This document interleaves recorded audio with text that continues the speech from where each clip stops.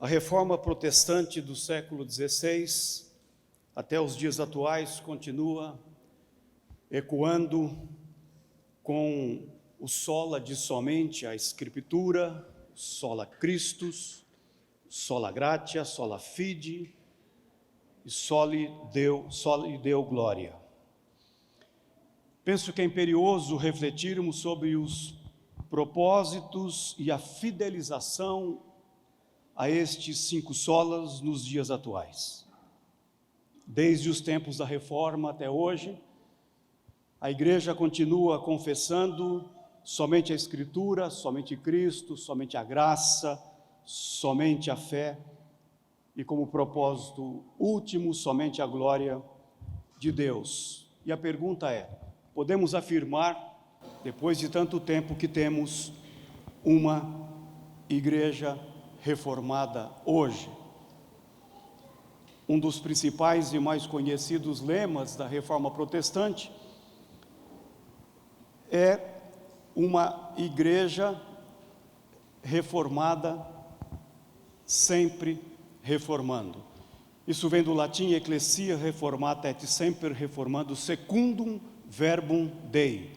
Igreja reformada, sempre reformando, mas não sem parâmetro, de acordo com a regra, com o cânon, que é a palavra de Deus. Parece-me que uma das dificuldades da maioria das igrejas é esse sempre reformando. Aqui está o ponto. Essa é a real tensão que existe, continua existindo nos dias atuais, porque este sempre reformando continua gerando divisões em nosso meio que longe estão de serem resolvidas. E por quê? Porque muito do que se professa ainda nos dias atuais, ser reformado, está na forma, que a gente não consegue abrir mão, está na estrutura, está no poder eclesiástico, muitas vezes no nosso tradicionalismo, que não tem nada a ver com tradição, na liturgia, entre outras coisas. A reforma necessária e urgente que a vida das igrejas, e todas aqui representadas, fora daqui, indistintamente, ninguém pode dizer aqui nessa noite que não é filho ou filha da Reforma Protestante. Ninguém, sem exceção. O grande desafio é entender o propósito destes solas. E a Reforma Protestante, então, trouxe os propósitos, já destacado aqui entre nós, que são estes 5: somente a Escritura, somente Cristo, somente a fé, somente a graça e somente a glória de Deus. Estes solas não são apenas 5 fundamentos que marcaram o movimento da Reforma Protestante até os dias atuais. A meu ver, eles perdem completamente a razão de existir se estiverem separados um dos outros, e se não estiverem a serviço do que Orlando Costas chama de um fenômeno maior. A meu ver, estes solas não têm razão de existir se eles não estiverem vinculados a este fenômeno maior, e a questão é: qual é este fenômeno maior? Este fenômeno maior é o sola missio Dei. Sem a missão de Deus, não faz sentido Cristo. Sem a missão de Deus, não faz sentido a Escritura. Sem a missão de Deus, é uma fé individualista que não desemboca nos propósitos deles para o mundo. Sem a missão de Deus, qual é o sentido da graça? Sem a missão de Deus, Ele mesmo não será glorificado nas nossas vidas. Então, eu estou propondo nesta noite uma reflexão de algumas inclusões a estes 5 solas. Obviamente não vou ter tempo nessa noite para trabalhar com todos nós a definição do que eu compreendo ser a missão de Deus, mas eu compreendo ela de uma maneira muito breve em 4 grandes dimensões, que nós estamos nesse mundo para sermos instrumentos para a reconciliação do ser humano para com Deus, vertical, do ser humano para com seu próximo, dimensão social, do ser humano para consigo mesmo, dimensão intrapsíquica, e do ser humano para com toda a criação humana e não humana, portanto, na dimensão ecológica. Um grande resumo, se eu posso assim colocar, destes 5 elementos, destes solas, é que a Escritura, sola Escritura como um todo, revela a narrativa do plano de Deus para toda a criação, humana e não humana. Cristo, o solos Christus, foi enviado ao mundo para cumprir a missão de Deus, para que por meio dele, disse o apóstolo Paulo, reconciliasse consigo mesmo não a alma apenas do ser humano, mas todas as coisas, e para ficar bem claro, quer sobre a terra, quer nos céus. Colossenses 1:20. O caminho é e sempre será pela fé o sola fide, e a graça como expressão do amor de Deus, a sola gratia. Chris Wright, esse grande missiólogo, ele diz que não é tanto o caso de Deus ter uma missão para a sua igreja no mundo. Ao contrário, mas que Deus tem uma igreja para a sua missão no mundo. E ele diz, a missão não foi feita para a igreja é que foi feita para a missão. Qual missão? A missão de Deus. Assim, se nós não refletirmos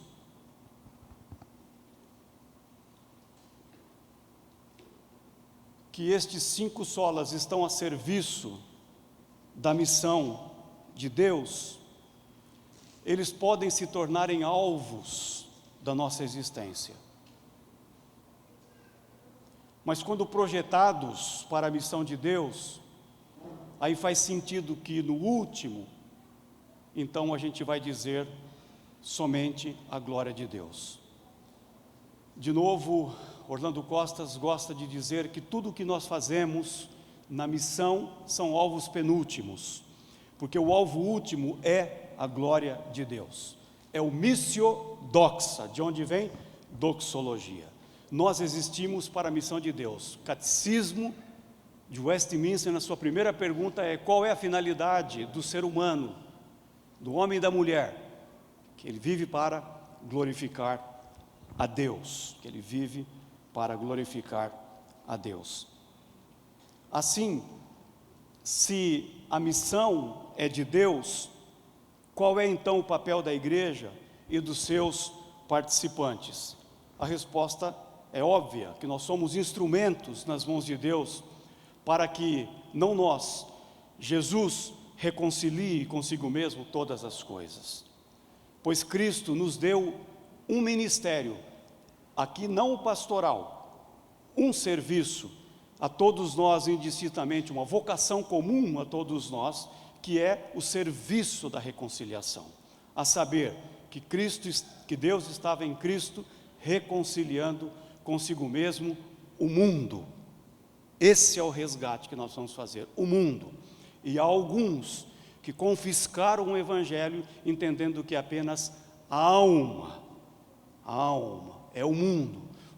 Nós não temos o direito e nem a autoridade de diminuir o escopo da cruz. O escopo da cruz é para reconciliar todas as coisas, o mundo. Aqui representado, a gente pode visualizar um pouco, de uma maneira mais didática, quem sabe, estes solas que estão aí. Não vou citar os versículos bíblicos, todos estão aí projetados e a gente pode ter uma visão, mas o núcleo duro, de onde todos eles partem, é a missão de Deus. E no meio, então, isso são os alvos penúltimos, mas o de fora, como numa coroação, tudo é feito para a glória de Deus. Essa é a percepção que a gente tem que ter na vida. E tudo que a gente faz, como diziam os reformadores, a gente faz corandeu, diante da face de Deus, para a glória dele. Agora, eu quero trazer uma provocação para nós nessa noite. A primeira provocação é trazer a missão de Deus para o centro disso tudo. A segunda provocação que eu quero trazer para nós refletirmos nessa noite é que esta representação, a meu ver, é deficitária, está faltando algo, está faltando alguém. Jesus disse que se ele não fosse, o Espírito não viria. Se eu não for, ele não virá. Mas Jesus foi, e ele veio, e ele está entre nós. Falta neste gráfico e nestes 5 solas o Espírito de Deus, o Espírito Santo.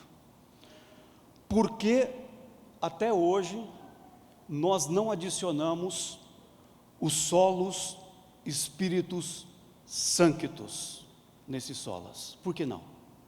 Falta-nos coragem, falta-nos discernimento, falta o quê? Se você não sabe, fique sabendo que esses 5 solas não foram inventados pelos reformadores. Eles não foram inventados no século XVI. Eles são frutos de uma percepção teológica de alguns teólogos do século XIX entrando para o século XX. Lendo os reformadores, alguns teólogos resolveram fazer um sumário, uma maneira concisa em colocar esses 5 solas. Então ele não nasce como expressão dos 5. Aliás, eles nem nascem como 5. Por exemplo, o teólogo luterano Teodoro Engelder, em 1916, a reforma foi no século XVI lá atrás.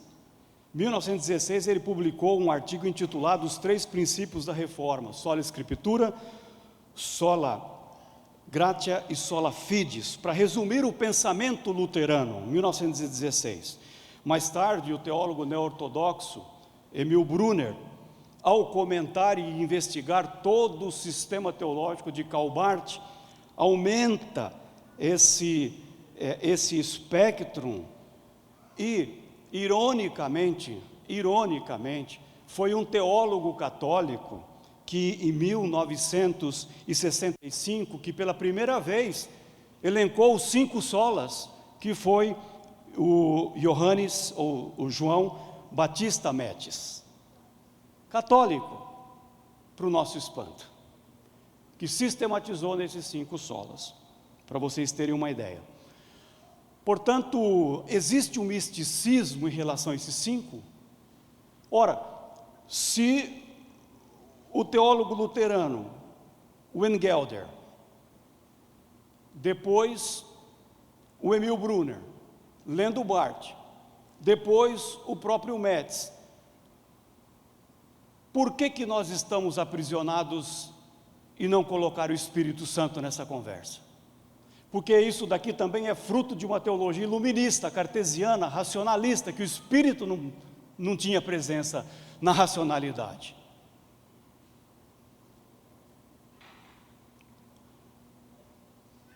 O Espírito Santo, tem até um livro sobre isso, é chamado O Deus Desconhecido. O Deus Desconhecido. Incluir o sola missio Dei e o solos Spiritus Sanctus seria um movimento de desrespeito, de desonra à reforma e à tradição protestante. Vai imperar entre nós o cristomonismo. Até quando a presença do Espírito Santo será ignorada por nós enquanto igreja e deixá-lo à margem destes solas? Já passou o tempo de entendermos, a meu ver, que o sola Escritura só existe porque Deus, por meio dela, revela o seu propósito a toda a criação. E a principal reforma que a igreja precisa experimentar nos dias atuais, se ela quer de fato ser uma igreja sempre reformada, ela precisa voltar e se converter à missão de Deus. Várias igrejas estão convertidas às suas tradições, mas não necessariamente à missão de Deus. E para isso é necessário também reconhecer que o principal agente missional de Deus é o Espírito dele, é o Espírito Santo. É Ele quem renova, é Ele quem nos energiza, é Ele quem nos derrama o poder, é Ele quem nos movimenta, é Ele quem traz avivamento para a igreja, é Ele. E nessa noite o meu grito, o meu clamor é para que nós sejamos sim uma escola reformada, não no sentido confessional, mas uma escola que se renova no seu viver, que você se renove, eu me renove, e clame para que o Deus desconhecido se torne revelado para nós. Torne revelado para nós. E aqui eu quero me lembrar um pouco de uma situação da palavra de Deus, que é muito fácil a gente ler a Bíblia contra o outro, mas muito difícil a gente ler a Bíblia contra nós mesmos. E eu quero aqui trazer a memória de todos nós, diante do clamor deste Deus desconhecido, Espírito. Será que cabe aqui para nós nessa noite a dura exortação de Estevão, que no seu discurso perante os teólogos, perante o sinédrio, os doutores da lei, quando ele disse assim: homens de dura cerviz, incircuncisos de coração e de ouvidos, vós sempre resistis ao Espírito Santo. Estamos nós também resistindo ao Espírito de Deus, ao não reconhecer e inseri-lo nesses solas? Vós sempre resistis ao Espírito Santo, assim como fizeram os vossos pais, também vós o fazeis. Assim como fizeram os nossos pais e não incluíram o Espírito Santo nessa percepção, estamos nós até hoje fazendo isso? Estamos nós até hoje resistindo ao Espírito Santo e o deixando como Deus desconhecido? Pergunto para vocês. Estamos? Será que é preciso aparecer para nós de novo Jesus Cristo, como Ele fez aos seus discípulos após a sua ressurreição? Será que Ele precisaria entrar estas portas, uma fechada, a outra aberta um pouco? Será que Ele precisaria aparecer ali para nós nessa noite e dizer assim: paz seja convosco, assim como o Pai me enviou, solo missiodei, eu vos envio. E havendo dito isso, será que Ele precisa entrar? Jesus, o Senhor precisa entrar aqui de novo nessa noite e fazer assim: recebei o Espírito Santo. Será que Jesus precisa entrar nessa noite e dizer para nós? Porque o texto diz que soprou sobre eles e disse-lhes: recebei o Espírito Santo. Pedro disse, ele disse, que nunca jamais qualquer profecia foi dada por vontade humana. Entretanto, homens santos falaram da parte de Deus, movidos pelo Espírito Santo. Movidos pelo Espírito Santo. Nenhum movimento glorificará a Deus em sua plenitude e totalidade, se não for um movimento que reconheça a missão de Deus e que reconheça o Espírito Santo. E ali então, ele tem que fazer parte, a meu ver, dessa dinâmica. Mas recebereis poder ao descer sobre vós o Espírito Santo, porque ninguém consegue ser testemunha, não importa se é em Jerusalém, em Londrina, em Cambé, Biporã, na região, em qualquer outro lugar, nós só seremos testemunhas, se estiver sobre nós o Deus desconhecido, o Espírito Santo. Se Ele precisa estar entre nós, e aí, em isso acontecendo, o resultado será que Deus será glorificado, porque Jesus Cristo disse que deve brilhar a nossa luz diante dos homens e das mulheres, Se tem alguma coisa que o mundo precisa ver em nós, são as nossas boas obras, para que vejam as vossas boas obras. E, disse Jesus, como resultado, as obras são alvo penúltimo, mas o alvo último é: e glorifiquem o vosso Pai que está nos céus. Assim, gente boa, na tapeçaria da teologia cristã, esse só lhe deu glória destaca-se como um fio que vai construindo essa tapeçaria vibrante, de um tecido, de um fio vibrante, que foi tecido lá pelos reformadores. O chamado de viver para a glória de Deus somente ressoa através dos séculos, desafiando os seguidores de Jesus, eu e você, todos nós, a abraçar essa vida integral, e essa vida de adoração que é corandeu, não é no canto, e nem no escondido da tua casa e do teu quarto apenas, mas é no cenário público, diante dos desafios contemporâneos. Pena que eu não tenho tempo para falar de alguns desafios da reforma protestante para os nossos dias atuais, dessa relevância duradoura desse só lhe deu glória, e convoca-nos a nos permanecermos firmes nos dias atuais, fundamentados na verdade eterna em que as nossas vidas se encontra o seu propósito último, que é: quer bebais, quer comais, ou qualquer outra coisa que a gente venha fazer, que tudo seja feito para a glória de Deus.